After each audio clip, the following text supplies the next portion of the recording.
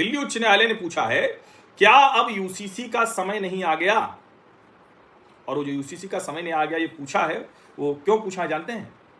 क्योंकि बाल विवाह की वैधता को लेकर इस्लामी कानून और भारतीय कानून टकरा रहे हैं। बाल विवाह की वैधता को लेकर आप जरा सोचिए, आज के समय में हम ये बात कर रहे हैं, दुनिया इतनी आगे चली गई लेकिन अभी भी बाल विवाह हो रहा है।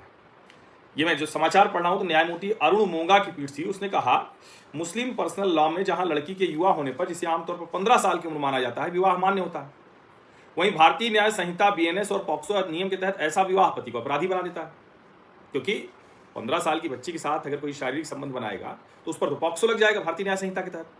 लेकिन कमाल ये कि मुस्लिमों में वो विवाह हो गया। ठीक है, कभी होता रहा होगा, सब में होता रहा है, पहले हिंदुओं में भी बड़ी कम उम्र में शादी हो जाती थी, लेकिन आज के समय में अब 24 साल का लड़का है, दुष्कर्म का आरोपी है और उस पर ये सब लगा हुआ है। उसी में पीठ ने कहा कि भैया ये बार बार आता है, इसको स्पष्ट किया जाना चाहिए, क्योंकि ये नहीं हो सकता ना कि आप बार बार कहें कि ये तो धार्मिक स्वतंत्रता संविधान द्वारा प्रदत्त मौलिक अधिकार है। ऐसे नहीं हो सकता है।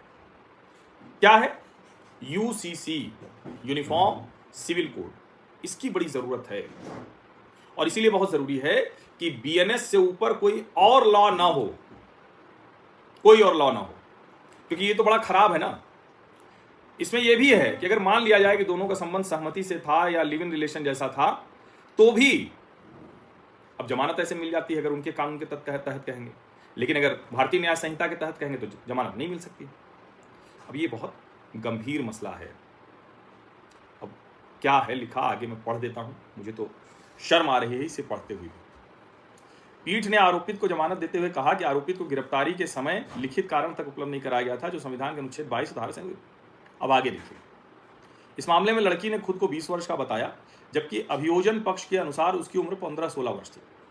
वह 14 वर्ष की उम्र में सौतेले पिता द्वारा यौन शोषण का शिकार हुई थी और मां भी बनी थी। बाद में उसने आरोपित युवक से इस्लामिक कानून के तहत विवाह किया और दोनों को एक संतान दी।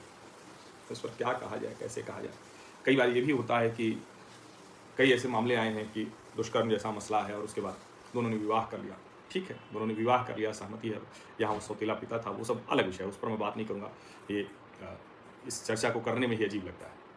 लेकिन जो मूल प्रश्न है कि क्या ये यूनिफॉर्म सिविल कोड का समय नहीं है? बिल्कुल समय है, जिसको कहते हैं ना कि यही समय है, सही समय है। हर किसी को आगे आना चाहिए। देश में भारतीय न्याय संहिता, संविधान चिल्लाने वाले शरिया की वकालत करने लगे, ये अच्छा